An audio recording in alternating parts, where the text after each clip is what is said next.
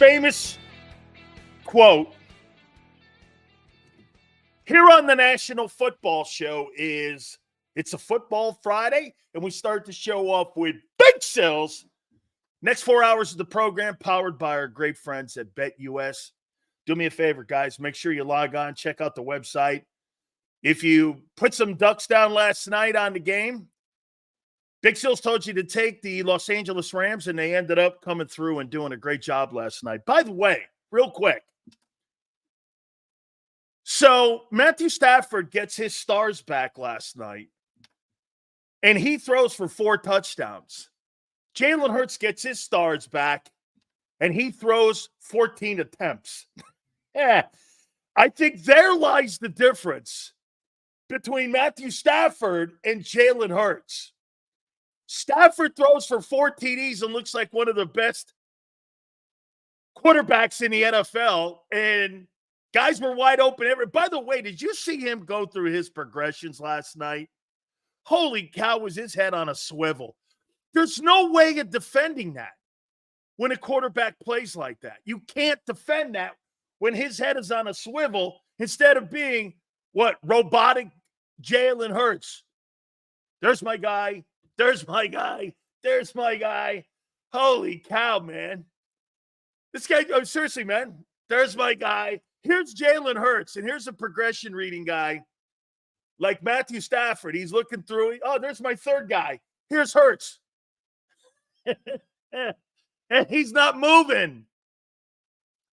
Holy cow, man. Matthew Stafford was sensational. By the way, first 15 minutes of the program is the most essential when it comes to our likes. Please slam that like button. Hit that bad puppy and send a message to everybody that's on YouTube right now that this is one of the fastest, if not the fastest growing show in all of YouTube, because it is. Guys, the metrics say that, and we appreciate it so much. Super chats all go to the top. Hit that like button. We so appreciate you guys. What a great sports calendar, too. World Series tonight. I got the Yankees in 7. FSU Miami for me on Saturday. Obviously, Bengals and Eagles will be on Sunday, and we're going to get to that here in a minute. I'll tell you this, man. That conversation about Greg Cosell and Jalen Hurts is starting to pick up a lot of steam. You're starting to see that now being brought up with a lot of talk shows nationally. You know, I mean, we're going to talk with Jason Cole, our NFL Hall of Fame voter, works for Yahoo Sports. That'll be at 3:30. We'll get a look across the league this weekend. Also, Xander will join us at 4:30. Philly Godfather is back with his stone cold lead pipe locks. Thank you, Tony Bruno. Appreciate you giving me that line. That'll be at 5:30. Always have to give the trademark to TB for that one. Stone cold lead pipe locks. That'll be at 5:30 with our good friend, Philly Godfather. So that'll be there for you. Once again, I got the Yankees in 7. It's been interesting. Plus, we'll take a look at Nick Sirianni's comments today, and we'll comment on it. My predictions of what I think happens in this football game on Sunday with the Bengals, and also Week 8 of the National Football League. Please hit that like button. First 15 minutes of the program is one of the most essential times of the show for the next 4 hours when it comes to likes. That means they spread the show out. By the way, guys, you know me on this. I'm no savant when it comes to dealing with YouTube. Xander's more of that guy than I am. I'm as transparent as I could possibly be with you. And without you, I can't move the show. And you guys have moved the show from right, Xander, 200 likes and 200 views, I should say, to where now we're doing thousands and thousands of views a week. I mean, it's insane. And we appreciate you guys all across our platforms. It's insane. So please hit that like button. Thank you guys very much, man. You guys are growing the show like a weed, man. All good. Where to go first? Should I go with predictions? Oh, by the way, this starts a little gauntlet for the Eagles. You got Joe Burrow Sunday. You got Trevor Lawrence the following week. You got Dak after that. You got probably the rookie of the year in Jaden Daniels.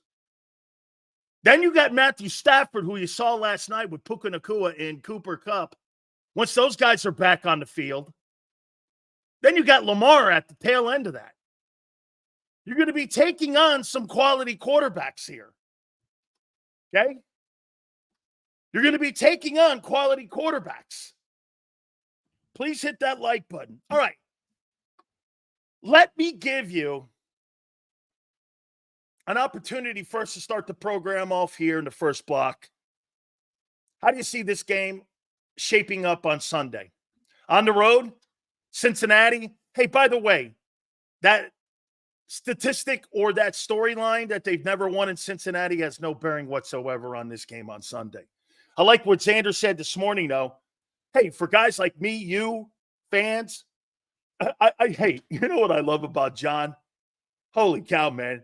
Sometimes John is like saltpeter, or what is that? What's the stuff that makes your cannoli not get salt? What is that?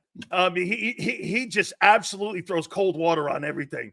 Xander's like, hey, Eagles have never won there. John's like, yeah, it means shit. Don't mean nothing. And you're like, no, I know. But to a fan and to the media, it's a nice storyline. It's a great opportunity for them to go in and do something that they've never done before. That's to go in there and win a ball game. Hey, does it matter to Nick Sirianni, or does it matter to the players that are currently on the current Eagles right now? Absolutely not.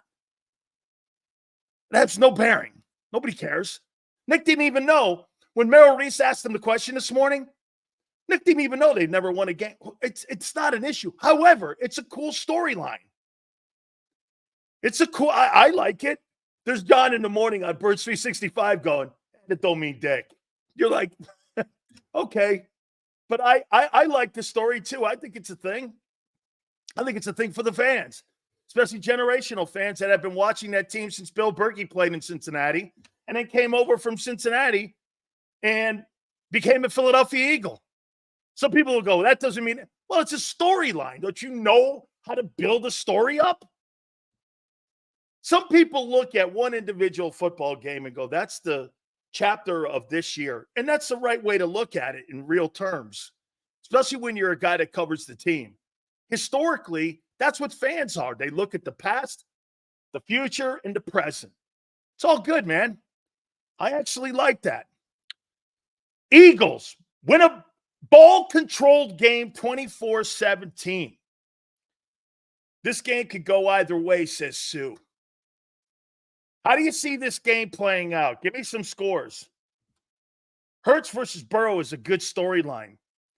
Not really. One's a quarterback. The other guy's a wishbone quarterback. Stills, you'd be surprised how far people go for the truth. Hit the button. I know. I'm starting to see that. I'm starting to get that. Eagles D holds Burrow under 200. You must be under the assumption that you're good on defense. You're not. 28-14 Birds. Bill Berkey played at Arkansas State. My brother was a linebacker there also and played.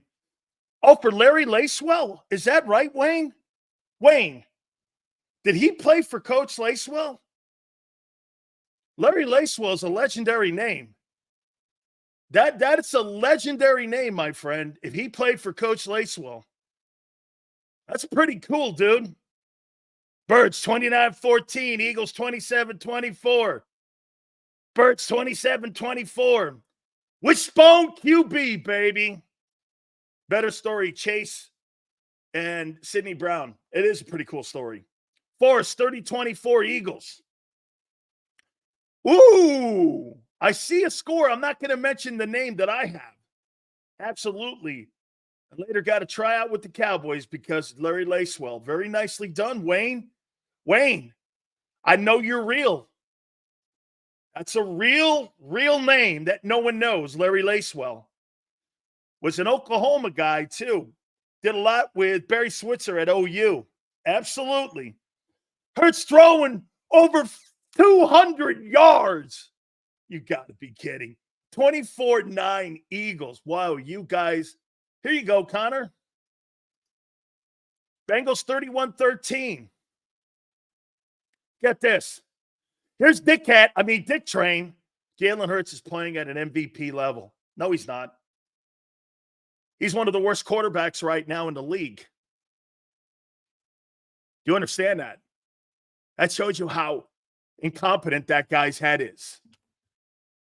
Okay? No one thinks Jalen Hurts is playing good football. Nobody. Nobody except that dude. Nobody in the league thinks that guy's playing well. Not one person with any substance thinks that guy's playing well. Hurts isn't seeing the field and can't make the simplest throws. And he says he's an MVP. Of what? The lingerie league? Sills 28-24 Birds if we run. Winning the time of possession, 35-21. Stincy if we throw out of the block. Absolutely. Absolutely. Nobody thinks Jalen Hurts is playing well right now. Not a soul. Let's see now. Charlie's like, he's not playing well. I know you know that. Okay? Look at this guy. Hey, how about this? Let's say he's saying it true, that I'm lying. Do you guys think I'm lying that Jalen Hurts is playing MVP football and he's playing good football? Or do you think he thinks I'm lying? Do you really think I'm lying? Or is he wrong? So let's put Dick Track on the line here. How many people believe that Jalen Hurts is playing MVP football like he said? And I'm lying to you. Go ahead, I'll wait before I get into who I have in this game. No effing way. Nope, he's not. No way. Middle of the pack quarterback. No way. Not even close. He's playing MVP on Madden. Not right now. That's fair. Jalen knows he's not. Average at best. Come on, Dick Train, where are you? Looks like you're the only one in here that thinks that. Actually, I actually admire that. At least you're holding to your conviction. You know what? Not going to beat you up for that. Your stupid takes are just ridiculous most of the time.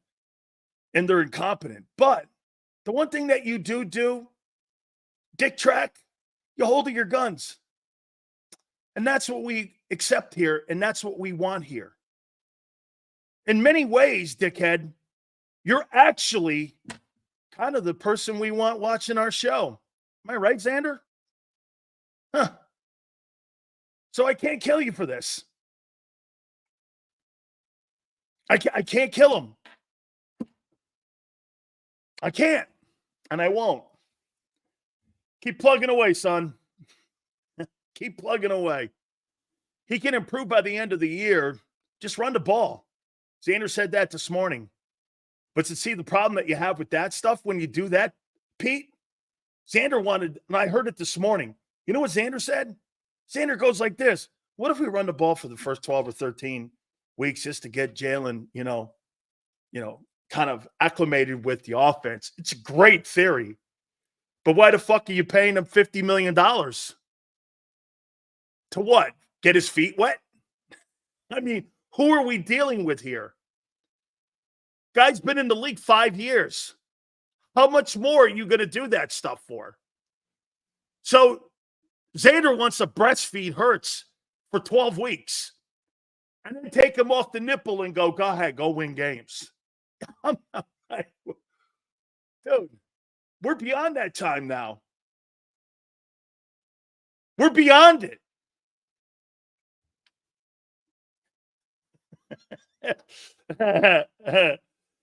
We're beyond it.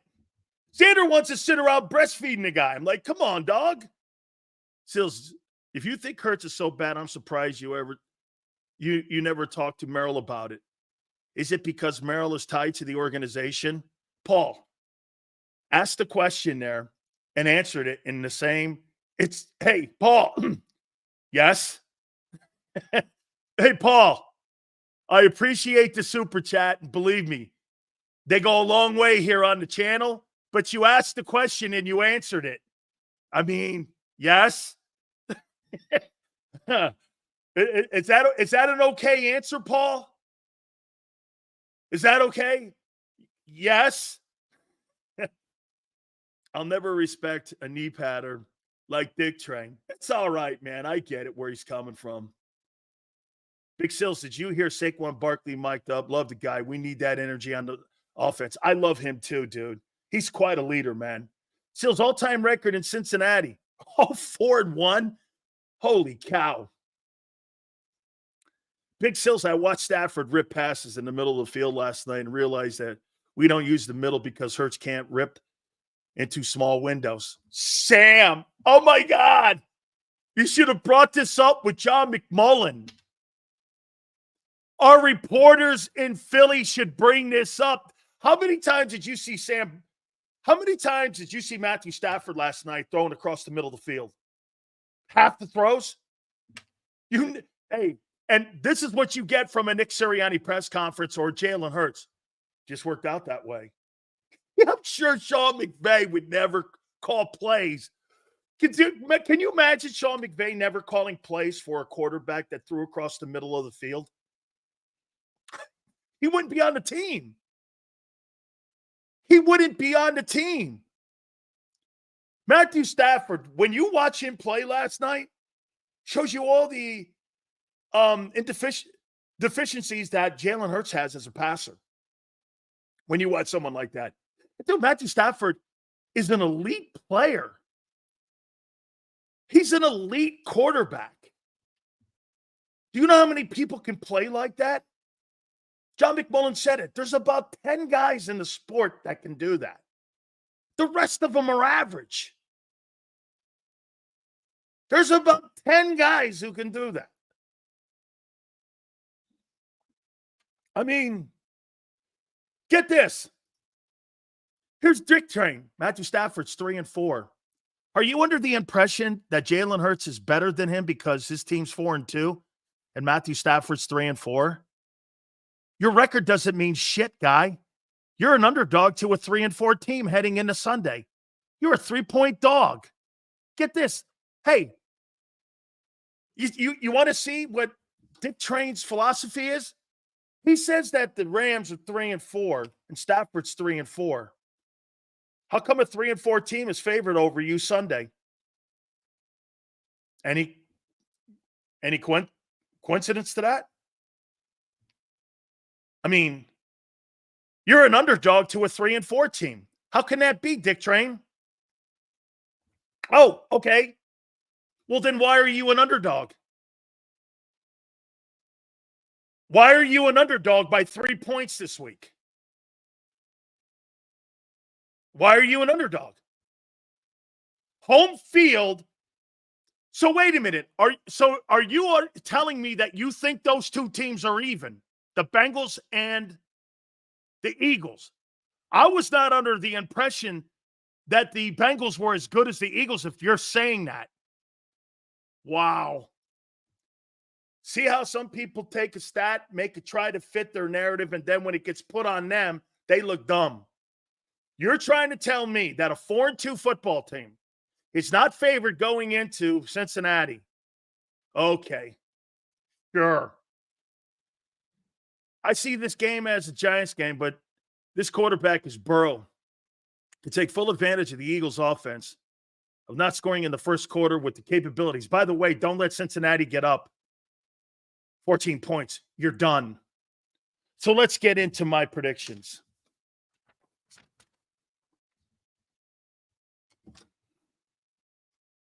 Four and 2. Philadelphia Eagles versus the 3-4 Cincinnati Bengals. Please hit the like button. Super chats go to the top. Bengals started the season at 0-3. That's virtually a Death Star with your opportunity to make the playoffs. Joe Burrow's got 14 touchdowns and 2 picks.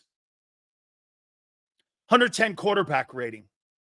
He's having arguably one of the best seasons in the league at the quarterback position versus the other guy who's having one of the worst.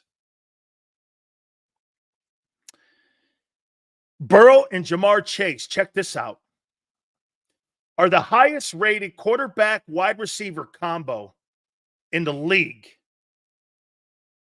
at 141.0. That's the metric that tells you what the best combo in the league is with quarterback and receiver combination. It's Chase and Burrow.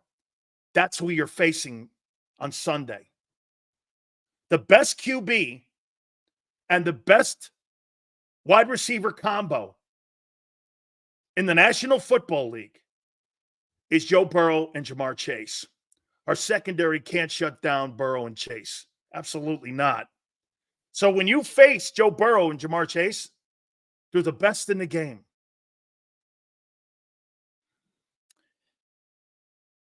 There is no doubt that to get this too, here's something else you have to take into consideration with that statistic before I move on. And this is going to be the critical part here. Okay? There's two critical parts in this game here. Who's covering those guys? You're going to put a rookie on that? By the way, Joe Burrow and Jamar Chase are going to go right at Quinyon Mitchell. You have to score first in this game to win it. Hit the like button, please. Now, I want you to listen to this very carefully. Xanders thinks that there is a ray of hope on what he's seen the last 2 weeks with the defense. Thinks there's a ray of hope. Okay? And by the way, this is going to be a metric game. You're going to be able to take things away from this game and apply them to your team and your roster.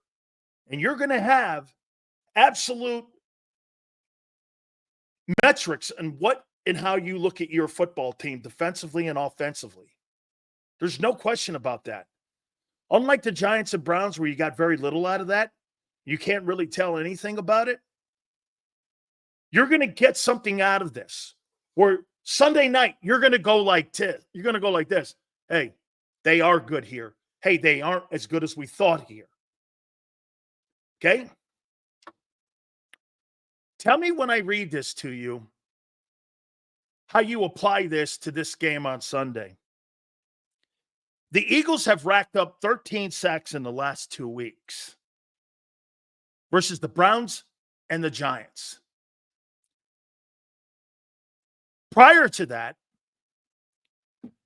the Eagles, and in the last two, the Eagles had 6 sacks heading into 5 sacks heading into the last 2 weeks. Do you understand something here? That their pressure rate was the 5th lowest in the National Football League heading into the final 2 games that they've played here between the Browns and the Giants, which means this. Who are they? Who are they? Prior to that, you had 5 sacks, and your pressure rate was 5th worst in the league on getting home. Last 2 weeks, you've gotten home against the Browns and the Giants. My question is, who are you? The Bengals aren't as bad as those 2 teams. Actually, if they win, they're 4-4, and they're back in the playoff hunt.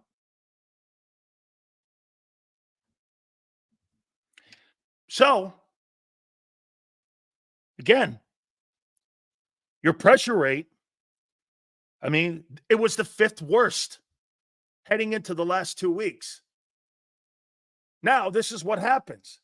If you get home against Burrow, the last 2 weeks become significant, and you apply that going, there was a ray of hope on what Xander says. But if they don't sack Joe Burrow this weekend, those Browns and Giant games meant nothing. Meant nothing. So, That's a metric to keep an eye on. Last night, I was told that the Rams had one of the worst O-lines in all of football. Do you understand that the Rams offensive line going into that game last night, according to PFF, was ranked like 26th? Minnesota's pressure with Brian Flores was ranked 3rd in the league. Did Minnesota register a sack last night? Did they get a sack on Matthew Stafford? Because I missed it if they did.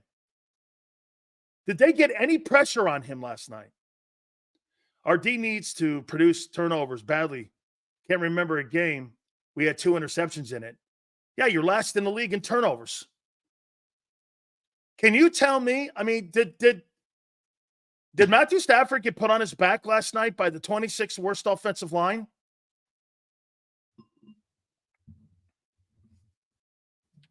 Sills,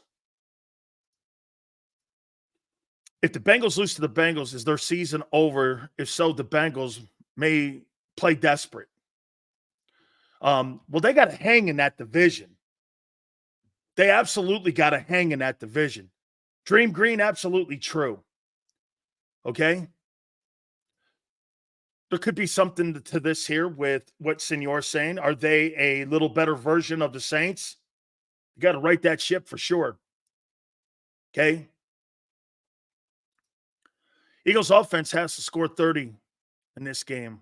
All comes down to Hurts. Absolutely. Hurts has not played well all year. Brown's a little better. He's become predictable again. Talking to Dave Wannstedt last night and Butch Davis. It's too predictable. Devontae and AJ and nothing else. I brought the point up. Why don't they just go to 12 personnel? Why are they pretending to put an offense out there he can't handle? The offense that Jalen Hurts has on the field, every time they line up, he can't handle it. You know why? The third wide receiver is an indicator, along with the tight end in your screen game. He doesn't throw screens. He doesn't throw to tight ends. And he doesn't throw to the 3-man. It's AJ and it's Devontae. John McMullen said something very interesting today, which is true about Hurts. The reason it looks the same is because the quarterback's the same, no matter who the coordinator is. Xander says, don't you think that when they hired Kellen Moore, he's going to go to the strength of the quarterback? That's why every coordinator is going to the strength. But there's so few of them, and that's why it looks the same. Your offense is never going to look any better than what it does. It's going to be inconsistent. Quarterback's going to overthrow, and he's never going to be better no matter who or what coordinator you bring in, especially when you want to try to throw the ball. John's right. The one common denominator is Hurts. You could have all these. You could bring in Kyle Shanahan. It won't matter because the quarterback is efficient in very few things. The reason it looks the same is because that's who he is. Brian Johnson. And the only offensive coordinator that had a different offense was Shane Steichen. The rest of them have been pro style, including Nick when he was 2-5. You know, I got to tell you something. I think Nick, the reason why he was glad to hand over the play calling after me and Xander, after the first 7 games, went, do you think this guy makes the year? I think he realized I don't have enough skill running the style of offense he needs. Because he's a drop-back quarterback, OC. Every competent quarterback knows how to beat us. Death by 1,000 cuts. Just quick throws, long drives, make the Eagles pass to stay in the game, which puts the emphasis on Hurts. The D can't get stops. Could be, that's right, Tampa Bay 2.0. Absolutely. Xander, I missed thank you, Anthony. I appreciate it. All super chats go to the top. Please hit the like button. Xander, I missed the super chat. I think it was that green one. If you could get it up there. Dude, there's not a chance in hell. John nailed it today. John McMullen nailed it. Okay? He did. Let me make sure I get this. I said that all offseason, says John, and last season. I'm happy people are coming around. John, it's not going to matter who the coordinator. You know what, John? It's like hiring a coach in Dallas. Does it really matter as long as Jerry Jones, he's the owner of the Dallas Cowboys? And it doesn't matter the coordinator you bring in Philly. Jalen Hurts is limited. And that's why the coordinators, hey, actually, it's a testament to Kellen Moore that he's running Brian Johnson's offense. Kellen Moore is running Kellen Moore's offense. That is Kellen Moore's offense. He just can't add more to it. My question is, why go 12 personnel, though? He doesn't use the 3 guy. Why don't you just go 12 like the Ravens do? Put a fullback back there. Run the ball more. Play like Baltimore. What is so much of a problem with that front office that they won't play like Baltimore? You're nowhere in Baltimore's world when it comes to winning games like that. Why can't you play like Baltimore to the skill set of the quarterback? Even in alignment, the Eagles are flawed. Okay? Get this. Daniel goes, we did use 3 guys. Yeah, but you had an RPO involved in that. And the 3 guy's more of a decoy. And he's more involved in the blocking. Hey, dude, what I would do with that 3rd wide receiver, I'd put a blocking wide receiver out there. You don't throw to him. And I'd make him involved in the run game more. Instead of having Devontae throw his face in some, make that guy earn his position. Can I tell you, there's 2 positions on the Philadelphia Eagles that really don't warrant any athletic ability. You know what it is? Being a place kicker and the number 3 wide receiver. They're the most useless people. Well, no, I can't say that about the kicker because he's actually winning games for you. I can't do that.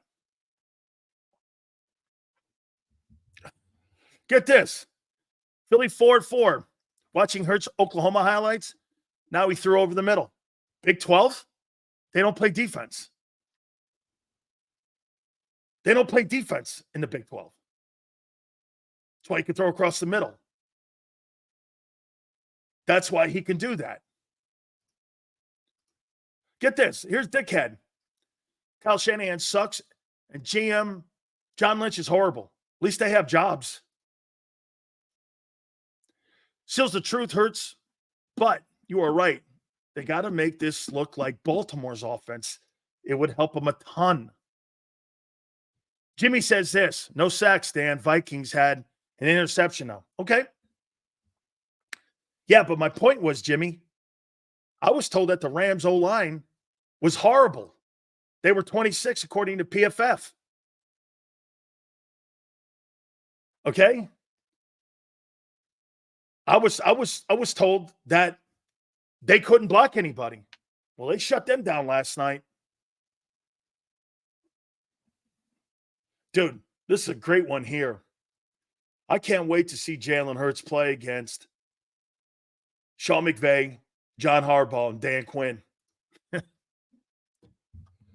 I agree with that one stat down here, Maxon. PFF is weird. They got a lot of good things, and they have a lot of shitty things, and some of them just don't make sense.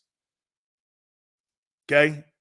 Man, how good would it have been if he had Van Kinkel instead of Dean? I don't know.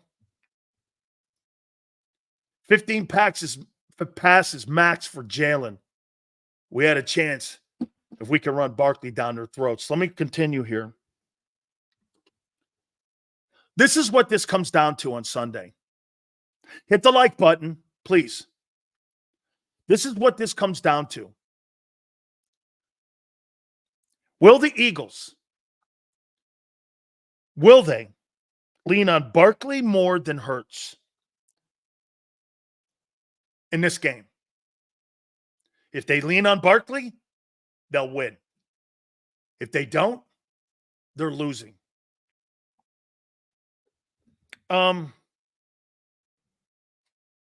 Getting the ball to AJ and Devontae is not championship football. It doesn't result in championships. That's not a championship mentality. Getting the ball and primary targeting is not championship football. Spreading it around, not being as predictable, rolling right, 2 targets, struggling with the basic concepts of passing in the game. At the end of the day, the best player in your huddle right now is Saquon Barkley. I got 30-21 Bengals. I don't particularly think the game's close. Because the quarterback versus Joe Burrow, I'm not taking that any day. Hurts over him in the way he's playing in that offense. Hurts in the 22 offense, that's a different conversation. Hurts in the passing offense, never happened. And the current way they're coaching him, no way. He is not an elite quarterback. He is barely above average versus one of the elite guys in the game. I'm not in there. He's regressed in a year and a half of play. No one can deny that. Nobody. Jalen Hurts, since the first game of 23, has not played well in any game except maybe the Browns of a couple weeks ago. Other than that, it's been up and down, it's been spotty, and it's been flashes. He has not been consistent in any football game. Okay? 30-21. Bengals, and like I said, I don't particularly think the game's close. Talking like Bengals ain't just struggling against the Giants and Browns. Like, stop it. Comes down to the teams. Comes down to matchups. And I don't think your secondary can match up with the with the Bengals offense. I don't think your defense is as good as you think it is. I keep saying it. And coming out of the Browns and Giant games, I'm not impressed. You can be impressed with the last 8 quarters. I'm not. And to some extent, if you listen to John McMullen, nor is he. Super chats go to the top. We're going to find out this game. So Hurts turnover issues are actually improving as far as I see. Cleveland and New York games are moot. Correct. Yes. Without a stacked offense, Hurts can't perform, other quarterbacks can. No doubt. That's totally a storyline.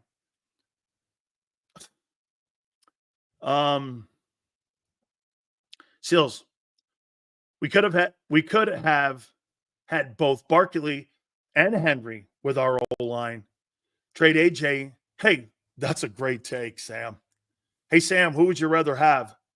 Barkley and Henry or AJ and Devontae on your offense? Who do you think wins more games?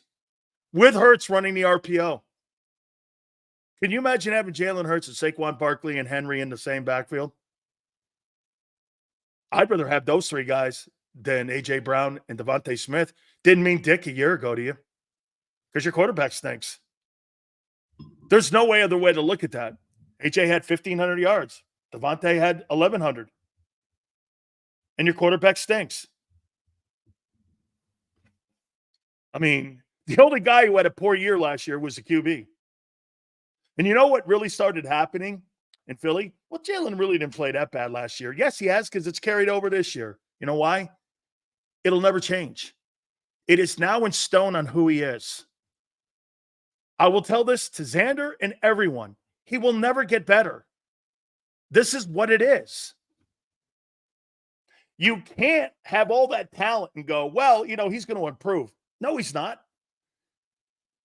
He doesn't have that skill set. Eagles have no choice but to bench Hurts if he can't rally this team. If he falls behind, that's why Barkley was signed, to avoid that from happening. Yeah.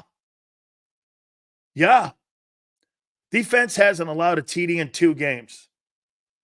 They are ranked in the top 10. Sills isn't impressed against the Giants and the Browns. No,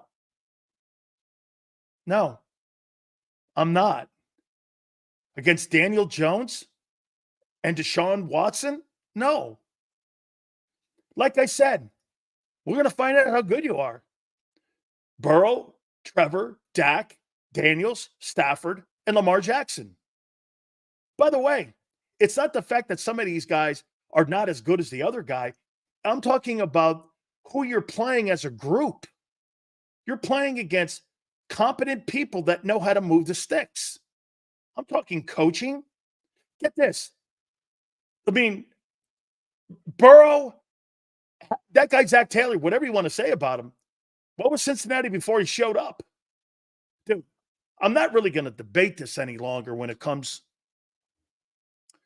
to a guy like Burrow versus that Eagle defense. Okay?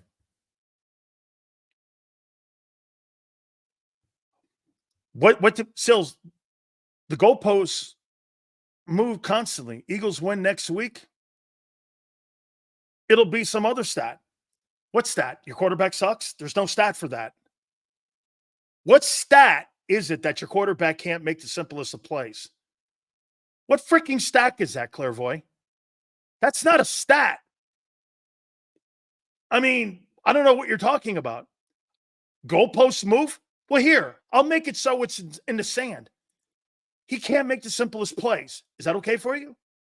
There is no goalpost move. There's no other metric. He's not good.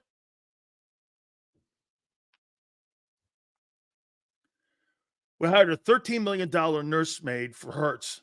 Hurts can't get Joe to bone. I got you. Get this. Here, Sills knows everything. No, all you have to do is watch it and listen to experts. Greg Cosell's an expert. I'm not an expert. I'm not playing as an expert. Okay, get this. JT, look at these freaking Hurts lovers. Sills, we're lucky Hurts was second rounder. Oh, okay, JT, my bad. Okay, yeah, but now that's over. You signed him to that $250 million contract, JT. Okay? Here, look at this guy. F this. Don't want to hear it. He knows it. Understood.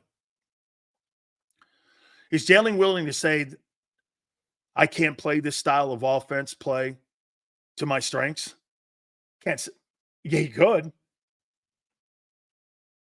Get this. The guy's a dickhole because what? He told you the truth? Is that how you see things? Or are you like one of those guys that, you believe you're not believing your own eyes? How about this, Philly? Do you believe your own eyes? Let's just take Greg Cosell out of it. Are you under the impression he's playing better? How about this? No. I'm going to ask you. You really think he's played well in a year and a half? Has he? Your own eyes. You. Do you think he's played well in a year and a half? Okay. You never said he's playing better. Well, what's Greg Cosell not saying that's true? You call him an asshole, or you say this about him, then when he brings up something that's credible and points it out, you call him an asshole. Okay?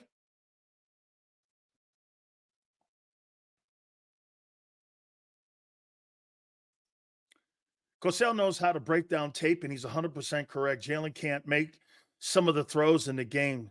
It still hasn't slowed down for him. It hasn't. But, dude, Pete, this is my problem. Again, we're basically talking about something with 2 different results that could come out of this, which is frustrating. Here, let me go here, Pete, because there's some truth to this. He made those throws like that when he was in his 2022 offense that more of the coordinators feared the RPO. What did Wink Martindale tell Jalen Hurts last year? We didn't fear the quarterback running. We knew he wasn't going to run anymore. So we didn't fear it. It was so predictable. The shitty Giants beat you. And you had full strength in everyone. And you were fighting for home field advantage in the NFC East. You weren't taking games off at the end of the year. You were battling for the East with the Cowboys. Can't make that excuse up.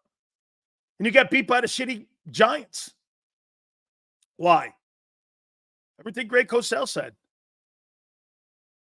They didn't fear him running anymore. When Hurts doesn't run, he's no threat. Can you imagine a game in an NFL season where you asked your quarterback that's making $50 million to do less in a game, and the other players around him carry him to that win? Jalen Hurts was carried in that game last week. He really was a non-factor, unless it was in the run game. The pass game was limited. And the only reason you got away, like John McMullen said, you could have rolled out the bag of footballs and beat the Giants last week.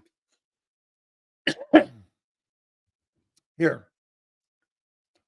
What's the significance of what he just said? So what, Sills? Oh, I thought we were talking about being a championship football team. So, Akbar, you're talking about just being a decent team. All right, I got it. Sure. I agree. Hurts isn't playing well, but to say he can't get better, he won't get better. He's not going to get better. How many freaking coordinators? You fired Nick. You fired Brian. You fired Nick, Brian, and now you got Kellen doing the same shit all those other guys did. Think about this for a second. I want to show you something here.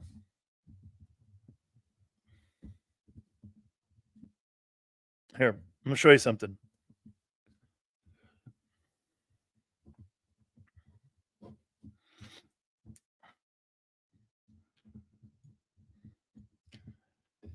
Okay. Without having Shane Steichen in the building, you're 17-14 as a team. Without Shane Steichen. 2-5. 11-7. And 4-2. You're 17-14, but that's without Shane. You think there's any coincidence to this? That's 31 games versus 17 games. Don't you know what you're looking at yet? That's 31 football games without Shane Steichen.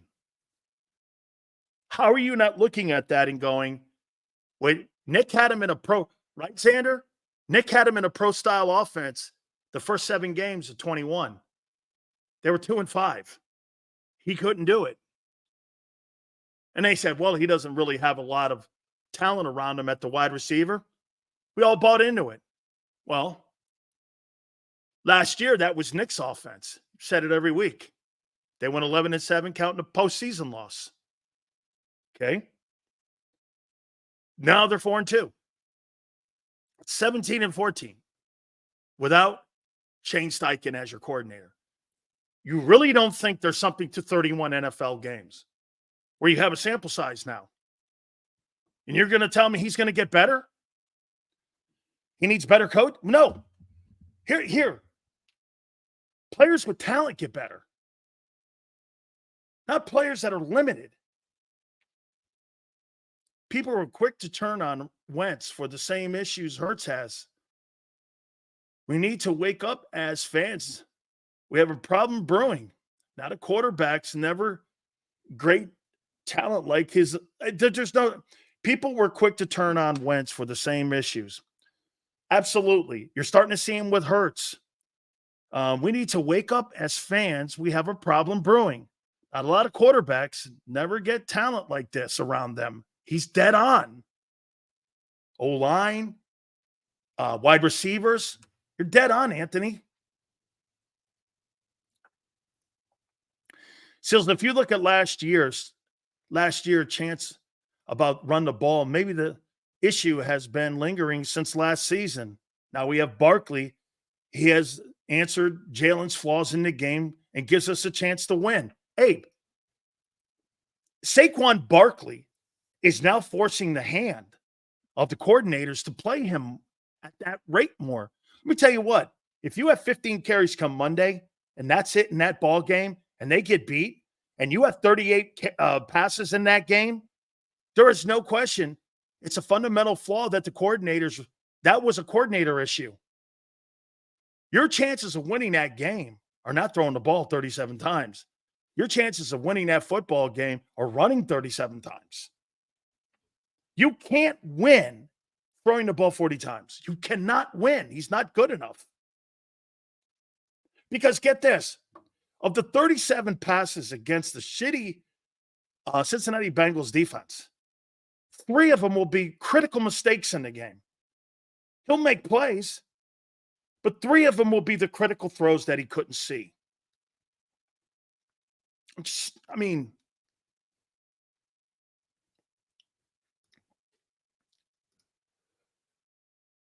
so what can we do? We have Jalen for the next 2 years. Should we just accept struggling? No, what they should do is continue to put as much talent around him as they possibly can. That's what I would do. And I would have a ready-made offense for the next guy who comes in 2 years, 3 years. I don't know who that guy will be. Maybe that guy will be Joe Burrow. I mean, is Cincinnati really going to sit around? You think they're signing T. Higgins in the offseason and Jamar Chase? I want to see it. They made a strategic mistake by allowing Joe Mixon to leave. He was an integral part of that entire offensive machine. And it's hurt them. That's why they're down in the 20s and the late 20s when it comes to running the football. Okay?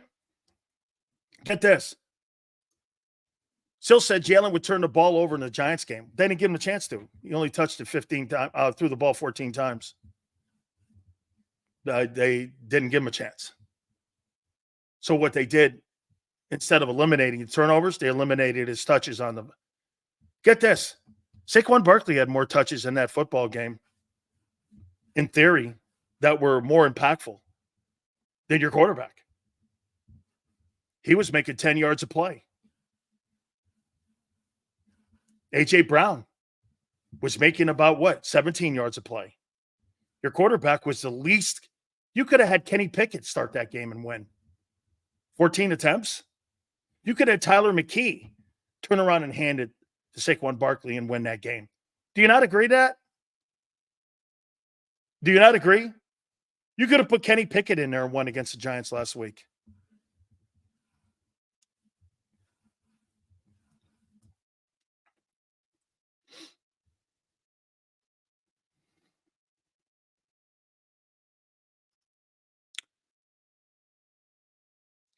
A lot of it is a lot of go routes. I don't understand the whole offensive scheme.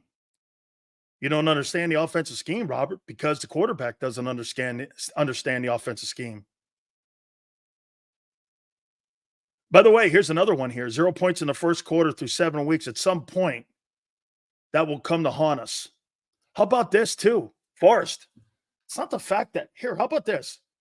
You're 4-2 and you haven't scored a point. Does that stuff sometimes you have wacky numbers in the NFL? Yes. Guys, please hit the like button. Do you have wacky numbers? Yes. Okay. But the fact that you script those out for him and he can't put it in the end zone, can't even get a field goal. What does that tell you? These are plays that you sit down with your entire coaching staff and the quarterback, and you know what you're doing. Do you know once you go off that first 20 or 25 plays, after that, it's in-game adjustments. You start with a list of 25 plays. Everyone, it's what a play sheet is. You have opening drives, usually about 4 of them, and you've got scripted out 25 plays depending on the situation. 1st and 10, 2nd and 8, 3rd and 7. And you look at those and they're ranked. And you go with that. The quarterback picks them out himself. I like this play. I like that play. I like this play. And he can't execute them. These are his plays he handpicks. The offensive coordinator, the head coach, the passing coordinator sit down and say, Hurts, what 25 plays do you want to run against the Bengals this weekend? Jalen will pick out about 25 plays, watching film, situational, what they like to do on defense. He'll handpick those. They'll put an offensive playbook together and a play chart together for him. He'll have him on his wrist. I don't know if Hurts has anything on his wrist, so probably he doesn't have him on his wrist. All the really great ones. Brady had one. Brady had the play sheet on his wrist.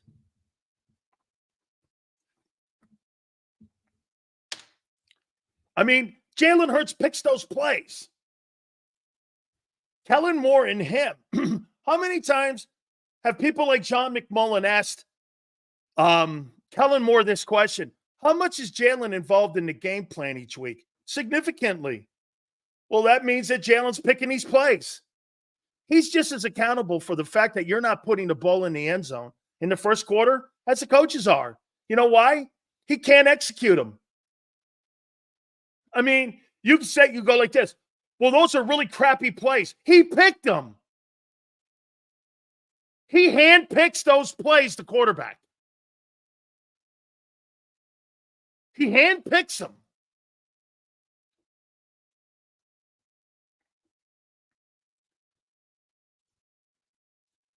Here, look at this.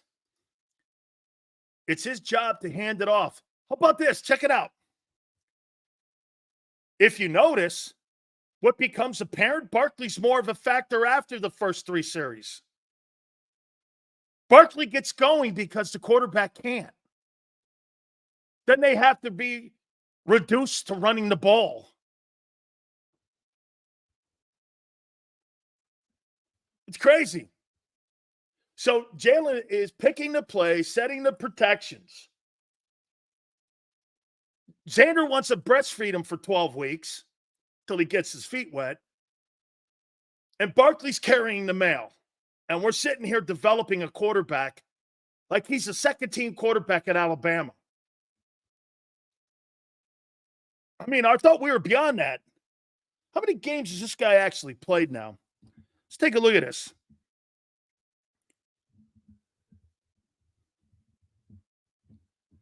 Let's see here.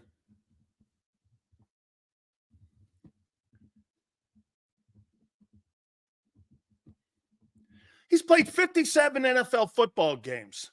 58, counting the playoffs. This guy's around 60 games. He's going to do what now? This guy's got 60 NFL ball games under his belt. And what? He's going to get better.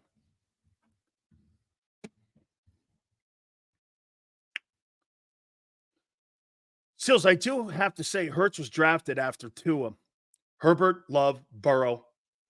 I have to say, I think he's outperformed Tua. No, he hasn't. Tua led the NFL in passing yards last year. Something Hurts will never do. He's not the talent Herbert is. Maybe even Love. Dude, are you trying to tell me you think Jalen Hurts is better talent than Tagovailoa, Herbert, and Love? I would never draft Jalen Hurts over any of those other guys. JT, there's not a premier quarterback. And today, I would take him over Carr, Geno, Mayfield, Darnold, probably Trevor Lawrence. Other than that, I'm not taking him over Golf. Golf's better. Golf's actually getting better as he's getting older, which is insane.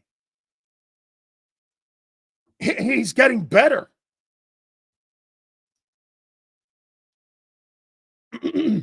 Hurts is the winningest quarterback in that class. That's about it. Imagine this on what Xander just said. It's true. You got a guy like Greg Cosell and others now that are saying this. He has the winningest record of those guys, and yet you have people saying he can't make the simplest throws. And his problems in the pocket are glaring. Whew. And the only reason that he has that winning record is based off of one season. That's my point. It's a one-year blimp. The rest of it is 500. He's a 500 quarterback. This is like your record. Hurts is an indicator of your record. You know how many of you guys, like M. Reyes and you guys, will go 10-1, 14-3, 14-3. Keep putting it up because the rest of the sample size, which is more, is 500. That's who he is. He's not 14-3. He's probably not 17-14 either. He's right there in the middle of the room. Little above 500. That's what he is. Like I said, without Shane Steichen, he's a 500 quarterback. His winning here, like Xander said, his winning dictates that. Eventually, don't you say that 22 was an anomaly? Herbert didn't get the ball in the end zone at all Monday. He is good for fantasy points. Okay, you're right.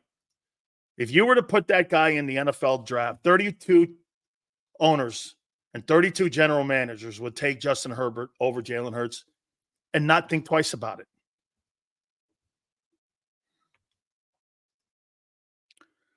Seals, let me ask you. I agree that Hurts should be picking the first 25 plays.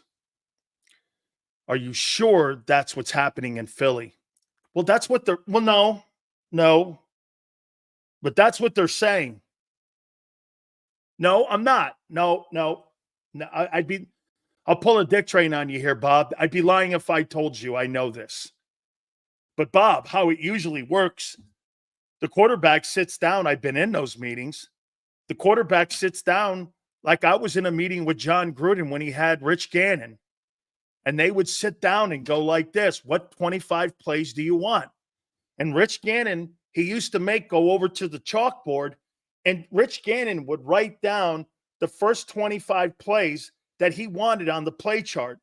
And then John Gruden would ask him, why do you want this? And where do you want that one play? He'd go, play 5. Is that 3rd and 6? Or do you think that's more of a 1st and 10 play? John would take notes. And then John would go situationally in those first 25. And then you start to get a sequence going. That's how you look at it. How many times, Bob, do you watch a sequence in the first start of the game where all of a sudden you go, why is that guy running that ball on 2nd and 10? And you sit there and they don't pick up any yards, and then they're 2nd and 8 or 3rd and 8. You're automatically behind the sticks. Why? Because that play did not work in that sequence, and it was the wrong play to call in that sequence. Then you punt. Because 3rd and 8, there's a 19% chance you're going to complete it. Do you understand that the percentages go up, and you're looking for low turnover percentages as that thing moves up? A 1st and 10, you got about a 12% chance of completing a first down on 1st and 10. So what are you trying to do? You're working the 10 yards. You're trying to win first down. How many times did Barrett Brooks come in here and go, the number one thing in sequencing when it comes to play calling, you want to win first down. You want to at least get 4 yards on first down because that makes it 2nd and 6. You could have a 3-yard gain and you're sitting there at 3rd and 3 or 3rd and 1. And that is a 42% chance of you completing that 3rd down on 3rd to 3, 2, or 1. You're in the room where you're up near 38 to 42%. I used to get those sheets all the time. You never want to be 3rd and 8 if you're an offense. And if you're a defense, you want them in 3rd and 8. The nightmare game for all defenders is this.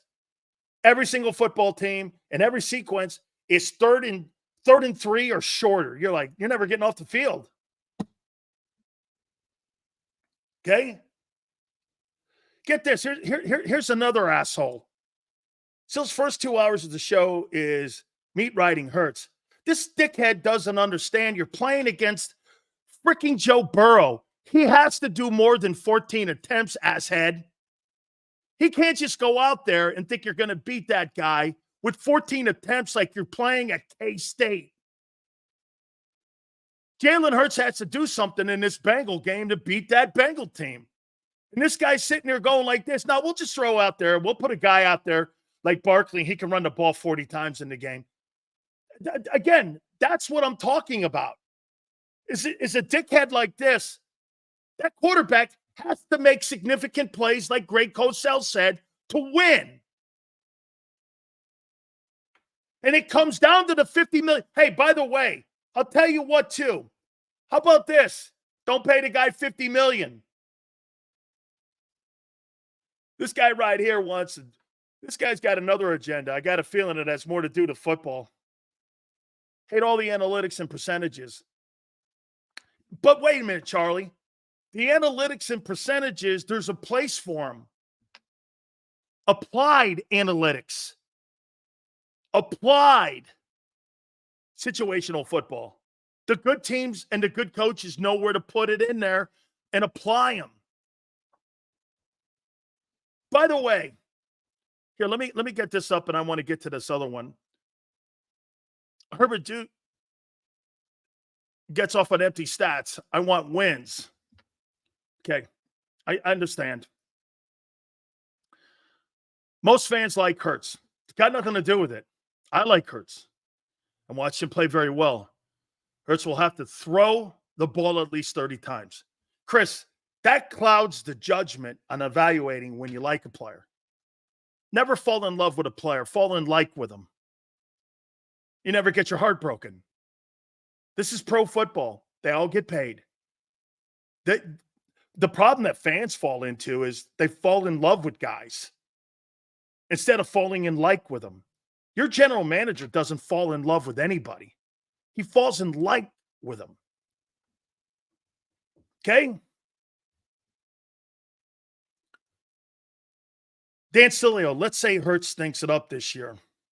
Do you think Howie will try to trade for a mid-tier quarterback to salvage what we have in the offense? Or do you think we'll simply go back to 22? No way you go back to 22. That's an admitting of failure. Ray, I'll ask you. He'll draft a quarterback in the second round, and they'll try to duplicate it. They may not take a quarterback in the first round. I don't believe they'll take a quarterback in the first round. Like, ever. I don't believe that. Howie, if anything, would trade for a ready-made product. You know why? What would make you think he could draft a quarterback when he's destroyed 2 already? What, I mean, by the way, could Joe Burrow succeed here with the talent? Sure. Could Joe Burrow succeed here with the type of control that the analytics people in the front office have? I don't know. Who would be his coach? Nick? Well, that's not going to work. Zach Taylor's a play-calling head coach. Okay? And look at this. Here's Andreas. Look at this. Andreas makes this seem like this is a thing here. Hurts beat Allen Mahomes without Saquon Sills. Yeah, and he lost to Drew Lock, Tyrod Taylor, Kyler Murray, and Zach Wilson. You know what that tells you? That most of those wins, they figured him out, and in the back end, he couldn't beat bums.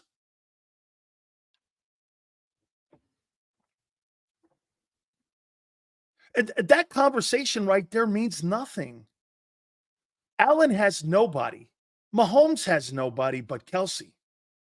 And last year, DeAndre Swift just got an $8 million contract in Chicago. He was a Pro Bowl running back. Don't make it sound like Swift was shit last year. He wasn't.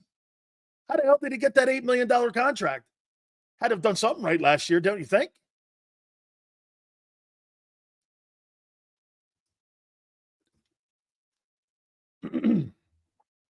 Sills, I know that's usual with the first 25 plays, but it's also usual for the head coach to pick as coaches. Oh, I think they all. I think there's a three-headed monster, maybe even with Musmeyer in there, picking these plays and trying to pick out the best plays possible for Jalen in the first 25. Nothing in this organization is usual.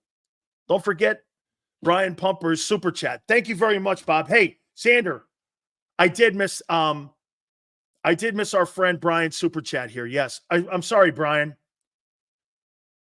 Hurts 316 fanboys are delusional. Are you going to win a shootout over Burrow of Joe when we have water pistol Hershey Hurts community in ruins? Oh, get this. Dan really just called Swift elite. No, I said he was a Pro Bowler, and he just signed an $8 million contract. By the way, Andreas, he's making the same money that Barkley's making. Last year, he had 1,100 yards. And he made the Pro Bowl, and he signed an $8 million contract. Did I really say he was elite? I never said he's elite. I said you had a damn good Pro Bowl player last year. He had an elite season. And by the way, I mean, he played great for you. Hence the contract he got in Chicago. And by the way, Andreas, they offered him a contract first. It was just hoping for a hometown discount. They wanted Swift back. He said no, went to Chicago for $8 million. They offered him $6 million. Well, he went to Chicago, got more. And you landed on Barkley was your second choice, not your first choice. That's John McMullen. McMullen said it on Birds 365. Swift was the first choice. But Swift wanted to test the open market. By the way, here's another thing. Myles Garrett got paid in Carolina. How's he doing? Based off the talent that they have in Carolina? Awful. Awful. Based off the talent in Philly? How's Hurts doing compared to the other quarterbacks? Awful. How can that be? At least Myles Garrett or Miles Sanders can turn around and go, well, the Carolina Panthers are run by David Tepper, and it's a horseshit show down here. What's your excuse? What's your excuse? All that talent, how come he doesn't put up elite numbers? How about this? Let's ask the simplest question. Elite players put up elite numbers, right? Look at what Stafford did last night. He gets Puka Nacua back, and he gets Cooper Kupp back on the same time. He throws for 4 touchdowns. You get your guys back, you throw 14 times. By the way, Matthew Stafford did that shit versus Brian Flores.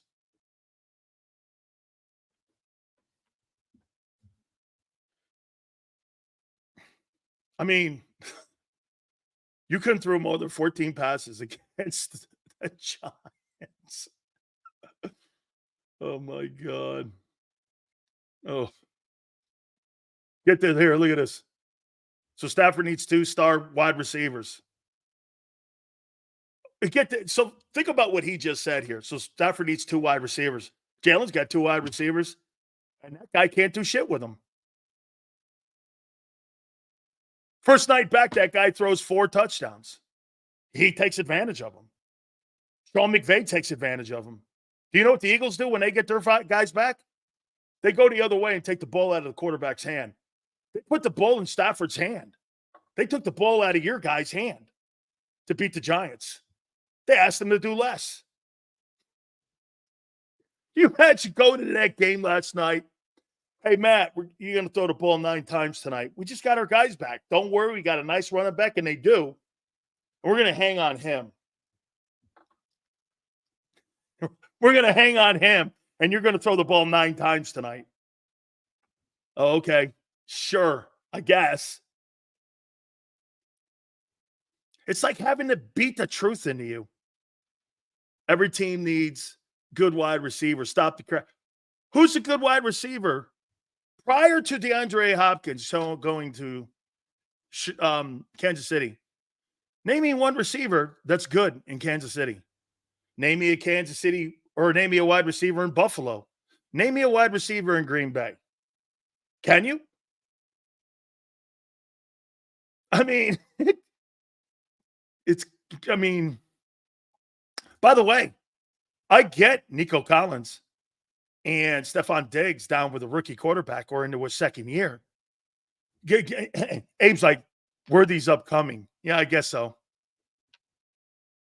Rashee Rice couldn't make the Eagles, but he's now elite. Oh, and by the way, just to show you how messed up that whole thing is, if Jalen Hurts had 6 touchdowns and 8 picks, you'd be 2-4. Mahomes is 6 touchdowns and 8 picks, and he's 6-0.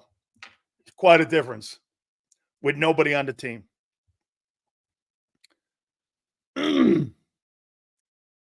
Get this. Look, Sills is acting like Mahomes has godly numbers this year. Well, wait a minute. If your guys are telling me that winning matters with Hurts, doesn't winning matter with Mahomes or no?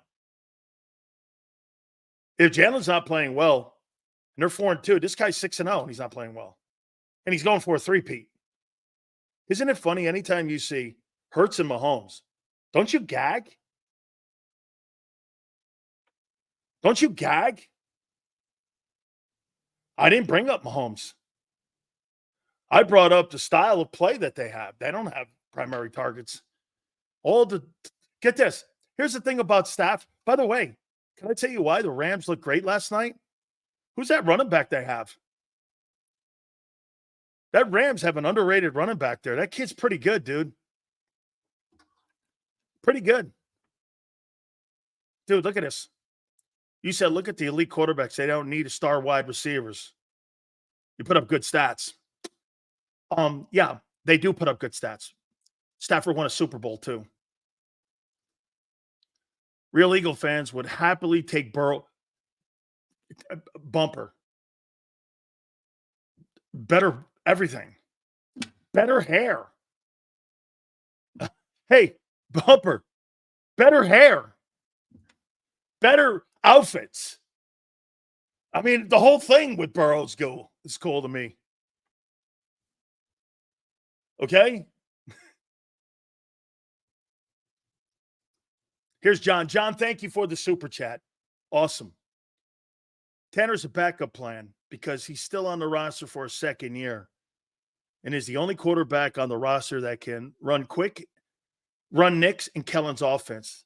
He's a late round pick. How he saves his own ass. They're getting him ready. I don't know, man. I don't know. Would he have the balls? They're not going to do. That's a Jeffrey Lurie pick. Jalen Hurts is the long-lost son of Jeffrey Lurie. They're not taking that kid out of there. Absolutely not. Absolutely not. They're not taking him out of there. I think Tanner does some nice things too, but, dude, that never happened. Unless there's an injury. Seals, why can't the Eagle organization have a dynasty like the Chiefs, Steelers, Patriots, etc.? Well, because they don't let their football people be football people. You kind of had one with Andy. Andy just never closed the deal. Andy was given the most responsibility. By the way, Jeffrey Lurie and Howie Roseman take so much credit for the Andy Reid era. And you know what they really do? They kind of overshadow what Doug did. It was Reid that built the entire organization to all the things you do today. And they apply them and make the front office seem like now they're making the decisions. The difference between Andy Reid and the Andy Reid Eagles and the Howie Roseman Eagles, Andy ran it from the coach's office. Howie runs it from the owner's box. That's the number one difference between the style of running an organization and building it. That's to completely, like I said, the number one general manager in all of pro football today was a former assistant coach you had on special teams in Brett Veach, the best talent evaluator in the NFL today is in Kansas City. By the way, like you guys say, Sills, Mahomes is not playing well. Well, who built that defense and who drafted those players? Brett Veach did. With Steve Spagnuolo's help, of course. But you know, one thing you don't see? You don't see that general manager in Kansas City taking bows and on the sideline giving fist pumps and shit. You never see Brett Veach. He's not a glory whore. That's not who he is. And that's how that organization in Kansas City's run. He's not a glory whore like Howie Roseman is. I mean, have you ever seen Brett Veach in public? Have you ever seen him at a press conference? I can't remember the last time I've seen him in front of a mic. Only in KC, though, do you have that kind of dynamic where nobody talks but the head coach and the coordinators. GM never talks. Well, Pittsburgh, they do that shit too. I would trade Hurts for Herbert in a heartbeat. Absolutely. Anybody in their mind would. Veach is a football guy at the core. How he read a book on how to draft.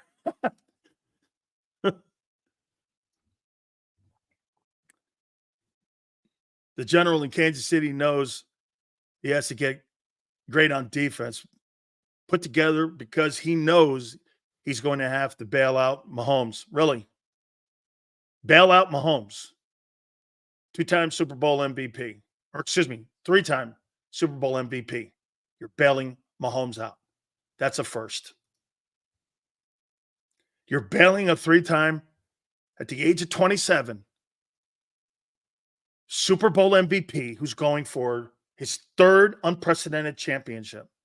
You're bailing Mahomes out. Okay. Yeah, that's a new one. Dan Sileo, do we have to pray that Jeffrey Lurie? No. We're not going there. Come on now, Ray. We're not doing that. Talk like that. Come on now. This is football talk, not wishing people bad things like that. That's bad juju, man. Not me. Not happening. Because that stuff will get turned on me. What happened to Sills? He's talking shit. Jeffrey Lurie should die. And the next day, Sills had a heart attack. I'm not going there, man. The holidays are coming up. We're all good. Hey, I know, and Ray, I'm not saying I appreciate you, man. But hey, I can't have the bad juju coming up with the holidays. You know, I want to get to G.I. Joe with the Kung Fu grip. I got a lot of things working behind the scenes here, and I got to have some good mojo. You know what I'm saying? So we're not going down that route. Wait, so Jalen is Lurie's guy. So whose choice was it to draft Tanner McKee or Nick? I'm assuming those were Howie and the owner. Yeah, hey, nothing on Ray. J-Quest. By the way, please hit the like button. Nothing on J-Quest. I can't have bad juju on me. I can't have that bad juju, man. No working on me. No way. Hey, Sills, I got to hope for this. No, I'm not hoping anything like that. No way. I got enough people hoping that I kick the bucket. Sills, Brett Veach. No good with calculations. Good with calculations. I'm not good with calculations. Howie's good with calculations. So you mean to tell me you're going to give me, very nice, Bob. You mean to tell me you're going to give me all of your cohorts? Like I said, I'll go with calculations. Very nicely done, Bob. Sills, did you know Howie was a GM when he had the dream team at 21? Now we got another one this year.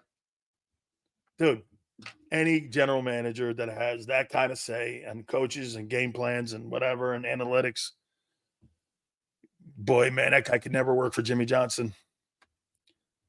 Absolutely not. Jimmy had a rule. Want to hear the rule? Immediately following the game, the doors were locked. Nobody could come in. It's only him and his team.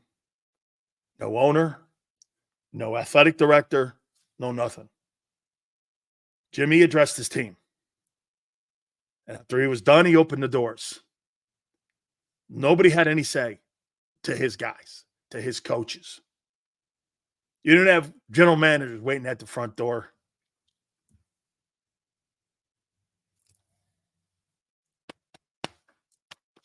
The guy's a glory whore.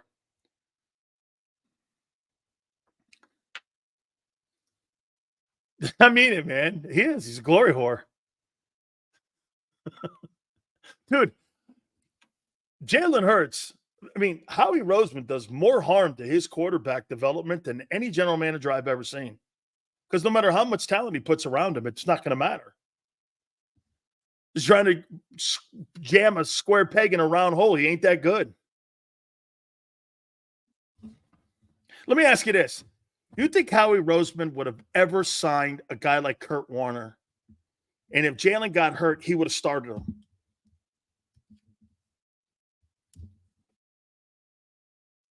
You think he would have started him?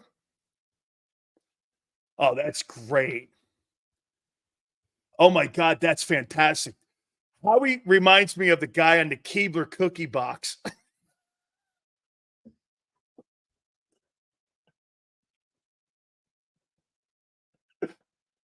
Oh, my God.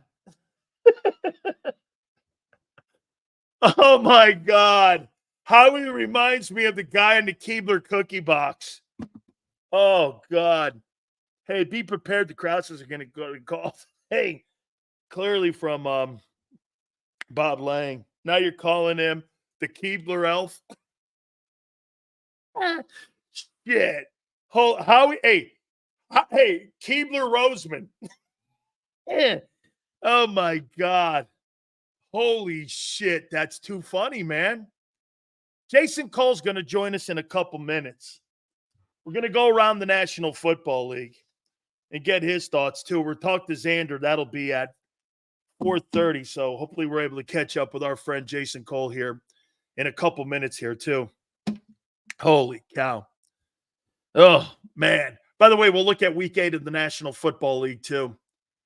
Yeah, so as Big Sil says, 31 or 20 to 30 to 21. I've got the Cincinnati Bengals winning this game over the Philadelphia Eagles. Do you think this is true here? By the way, let me get to Brian here. Joe Burrow has immaculate aura. Hurts' aura has been faded since the Super Bowl blunder. Can't say he fumbled. Oh, good grief. That hour and a half, I know for some of you, was painful. Let's see here. Good thing Sil sucks at picking Eagle games in 2024. No, I just picked the outcomes of things to happen. Ooh. You know, we got Halloween coming around the corner. Ooh. Big Sil's told you 3 years ago what would happen. 3 years ago, he picked you going to the Super Bowl. Ooh. Then he told you your quarterback is not as good as you think, and he's a one-year wonder. Ooh. Oh, man. Get this. You're right. Senor gets the record right. I get the result right. How you doing? Teagan is hurt, may not play. Won't matter. Got a quarterback that makes everyone better. So what the F is Miami versus him? I'm going to get to that. I'll get to that. We got Jason Cole coming up here. Hopefully we're going to be able to run his ass down here. Didn't you say the Eagles? No, I said the Eagles are going to win 9 games this year. However you want to add it up. Front end, back end. You're going to win 9 games. And the Commanders are going to win the East. Right now, if the playoffs were to start, you'd be out of the playoff picture. So just checking here. Okay. Let's see here.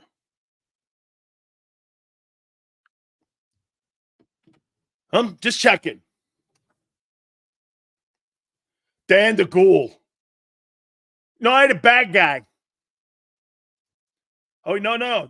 They flexed out the Bengals in the Eagle game for that Bears and Commanders game. Typical Friday Sills hyping up the Bengals. Get this. Why do I need to hype up Joe Burrow and the fact that he's 14 touch? Get this. This is what this dick's saying here. Hyping up the Bengals? Well, Joe Burrow's 14 touchdowns, 2 picks. He's second in the NFL in every statistic there is. And the offense is 9th. And the passing offense is 5th. Hyping what up? What are you talking about? Dan Sileo, your show is forcing the Eagles to take responsibility because you're exposing their stupidity. That's the common theme. Bob, I think we're screwed with the front office. Forrest, that's been my number one drumbeat since I started covering you. It was the way you do business. You do so many things right. Like you do 8 of the 10. Here, look.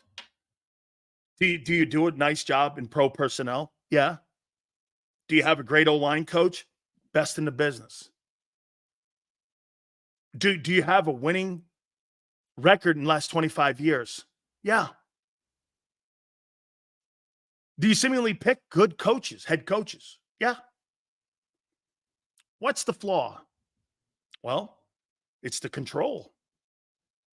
It's having too much control. Look, and what happens is you thin yourself by having all these things. And I'll show you where. Head coach is not good enough. Quarterback's not good enough. Can't have that dynamic. You just can't. Can't have that dynamic. It's a big weekend in the NFL when you look at the games this weekend. But before I get to Jason Cole here, you know what? I'm gonna go to Jason Cole. I know that Jason right now, he's on the move right now. So what we're gonna do is we are going to go to him